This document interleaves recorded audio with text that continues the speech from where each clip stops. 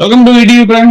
అంటే అమరావతిలో రైతులు భూములు ఇచ్చిన రైతులు ఎవరైతే ఉన్నారో వాళ్ళు చక్కగా 3 పంటలు పండే భూములు, అది మంచి మాగాణి కృష్ణా డెల్టా. అసలు అలాంటి ప్రాంతం లేదని పాపం తెలంగాణ వాళ్ళు ఎంతో, రాయలసీమ వాళ్ళు కానీ తెలంగాణ వాళ్ళు కానీ ఎంతో బాధపడిపోతూ ఉంటారు. ఎందుకంటే ఏది వేస్తే అక్కడ అది అలా బంగారంలా పడిపోతుంది. సో అలాంటి మంచి మాగాణి భూముల్ని మీ భూములు నాకు ఇచ్చేస్తే, ల్యాండ్ పూలింగ్ లో ఇచ్చేస్తే అంత రెట్టింపు విలువ మీ కోట్లు మీ భూములు విలువ చేసేలాగా నేను చేస్తానని చంద్రబాబు నాయుడు గారు ఆశ పెట్టడంతో పాపం ఆశపడి ఇచ్చారు.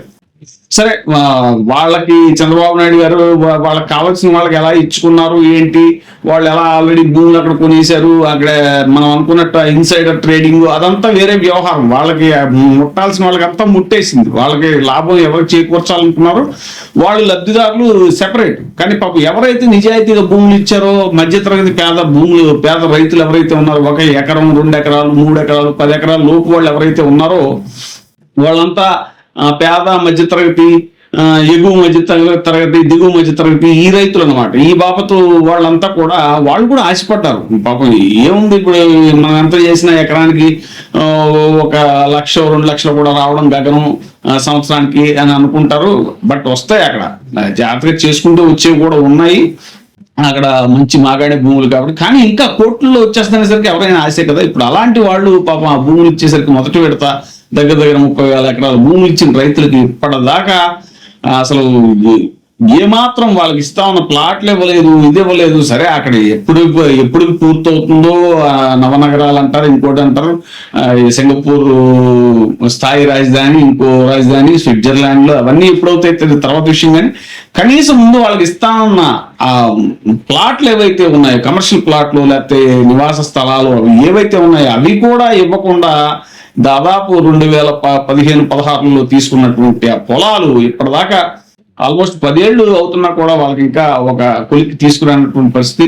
వాళ్ళకి పెన్షన్లు ఉన్నాయి, నెల ఇది మన కౌలు కూడా, వాళ్ళకి ఇచ్చే కౌలు డబ్బులు కూడా సరిగ్గా వేయనటువంటి పరిస్థితి.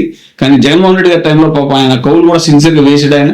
సో ఇప్పుడు తాజాగా రైతులందరూ కూడా తమ గోడు చెప్పుకోవడానికి, ఏ అమరావతి రైతులైతే జగన్మోహన్ రెడ్డి గారికి వ్యతిరేకంగా తీవ్రంగా ఉద్యమాలు, నిరసనలు అవన్నీ చేసి, పాదయాత్రలు చేసి, నానా రచ్చ చేసి ఆయన ఓడించారో చంద్రబాబు నాయుడు గారు నమ్మి, వాళ్లే ఇప్పుడు ఆయన దగ్గరికి వచ్చి మొరపెట్టుకుంటున్నటువంటి పరిస్థితి. పచ్చని పంటలు పండే పొలాలను లాక్కుంటోంది, మా ప్రమేయం లేకుండా దుర్మార్గంగా ప్లాట్లు వేస్తోంది, లేఅవుట్లు వేసి రిజిస్ట్రేషన్లు చేస్తోంది, పొలాలన్నింటినీ చెరువుల్లో తవ్వేస్తోంది. తరతరాలుగా వస్తున్న భూములు పోతే మేము ఎలా బతకాలి, మాకు మా పిల్లలకు భవిష్యత్తు లేకుండా చేస్తోంది. చంద్రబాబు తీరుతో నిద్రలేని రాత్రులు గడుపుతున్నాం అంటూ వాళ్ళంతా కూడా ఉండవల్లి, పెనుమాక, నిడమర్రు, ఎర్రపాలెం, కురగల్లు గ్రామాల రైతులందరూ జగన్మోహన్ రెడ్డి గారి దగ్గరికి వచ్చి మొరపెట్టుకున్నటువంటి పరిస్థితి. సో ఆయన వాళ్ళకి ఇది కూడా ఇచ్చారు, భరోసా ఇచ్చారు. వైఎస్ఆర్సీపీ తరఫున లీగల్ ప్యానెల్ ఏర్పాటు చేస్తాం, మీ భూములు కాపాడేందుకు న్యాయ పోరాటం చేస్తాం, భూములు బలవంతంగా లాక్కోవడం దారుణం, ఇప్పటికే 50,000 ఎకరాలు తీసుకున్నారు, ఇంకో 50,000 ఎకరాలు ఎందుకు అంటూ కూడా జగన్మోహన్ రెడ్డి గారు ప్రశ్నించారు. బాబు తీరుతో మరో 30 ఏళ్ల తర్వాత కూడా రాజధాని కనిపించదు అని కూడా ఆయన వ్యాఖ్యానించారు.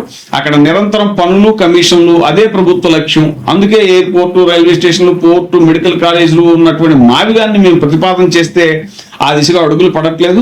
అమరావతి రైతులు ఏం కావాలంటే అది చేస్తాం, బలవంతపు భూసేకరణ ఉండదు, అవసరమైతే భూములు వెనక్కి కూడా ఇస్తామంటూ జగన్మోహన్ రెడ్డి గారు వాళ్ళకి భరోసా ఇచ్చేటువంటి ప్రయత్నం చేశారు.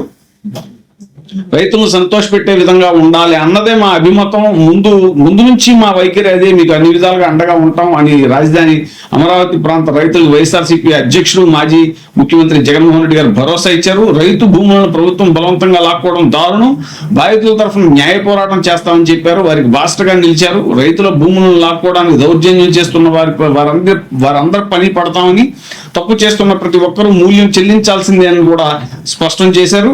రాజధాని అమరావతి ప్రాంతానికి చెందిన ఉండవల్లి, పెనుమాక, నిడమర్రు, ఎర్రపాలెం, కురగల్లు గ్రామాలకు చెందిన రైతులు మంగళవారం తాడేపల్లిలోని వైఎస్ఆర్సీపీ కేంద్ర కార్యాలయంలో వైఎస్ జగన్మోహన్ రెడ్డి గారితో భేటీ అయ్యారు. భూ సమీకరణ పేరుతో ప్రభుత్వం చేస్తున్న అరాచకాలు, దౌర్జన్యాలు, బెదిరింపుల్ని వైఎస్ జగన్ కి వివరించి తమ గోడు వెళ్లబోసుకున్నారు. వారి కష్టాలు, బాధలు విన్న వైఎస్ జగన్ రైతులకు అండగా ఉంటామని ప్రకటించారు. పార్టీ తరఫున న్యాయ పోరాటం చేస్తామని వెల్లడించారు. ఈ సందర్భంగా వైఎస్ జగన్ ఇప్పటికే 50,000 ఎకరాలు తీసుకున్నారు, ఇంకా 50,000 ఎకరాలు అవసరం ఏముంది, అందుకే మావిగాన్ని ప్రతిపాదించాం. ఇప్పటికే గన్నవరం విమానాశ్రయం ఉంది, దానికి దగ్గరలో మరో ఎయిర్పోర్ట్ కు అనుమతి ఇవ్వరు. మావిగన్లో పోర్టు కూడా ఉంది, అది మచిలీపట్నంలో ఉంది. చంద్రబాబు తీరుతో మరో 30 ఏళ్ల తర్వాత కూడా మనకి రాజధాని కనిపించదు. ఎందుకంటే పనులు జరగవు. అక్కడ కనీస మౌలిక వసతుల కల్పన కోసం ఎకరానికి 2 కోట్లు కావాలని 12 ఏళ్ల క్రితమే బ్యాంకులకి నివేదిక ఇచ్చారు. నిజానికి ఇప్పటికి ఆ రేటు ఇంకా పెరిగింది.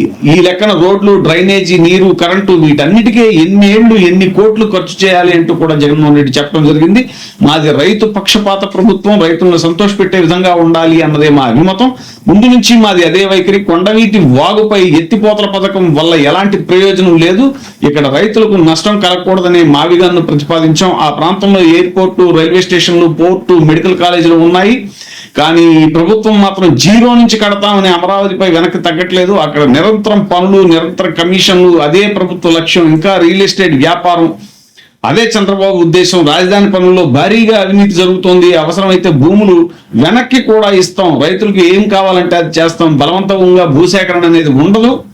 ఇప్పుడు మీ పోరాటంలో మా పార్టీ న్యాయ విభాగం కూడా పాల్పంచుకుంటుంది. మా లీగల్ టీం మీకు అన్ని విధాలుగా సహాయకారిగా ఉంటుంది. పార్టీ తరఫున లీగల్ ప్యానల్ ఏర్పాటు చేస్తాం. మీ తరఫున గట్టిగా పోరాడతాం. మనం ఇప్పుడు చేయగలిగింది న్యాయ పోరాటం మాత్రమే. 3 ఏళ్ల తర్వాత దేవుడి దయ వల్ల మన ప్రభుత్వం ఏర్పడితే మీకు పూర్తిగా న్యాయం చేస్తాం. అవకాశం ఉంటే భూములు కూడా తిరిగి ఇస్తాం అంటూ కూడా జగన్మోహన్ రెడ్డి గారు చెప్పడం జరిగింది. ముఖ్యమంత్రిగా చేయకూడని పని చంద్రబాబు చేస్తున్నారు. రైతులు భూమి ఇవ్వకపోతే కక్ష కట్టడం దారుణం. ప్లాట్లు కేటాయించి రిజిస్ట్రేషన్ చేయించడం, కాలువ తవ్వడం, రోడ్లు వేయడం, తోడి నీరు పంపింగ్ చేయడం, దగ్గరలో రిజర్వాయర్లు ఉంటే గంటి కొట్టి నీరు పారేలా చేయడం దారుణం. ఇప్పుడు పలు రకాలుగా దౌర్జన్యం చేస్తున్న వారందరికీ శిక్ష పడేలా చేస్తాం. మీకు న్యాయం చేస్తాం. ఇప్పుడు తప్పు చేస్తున్న ప్రతి ఒక్కరూ మూల్యం చెల్లించేలా చేస్తాం.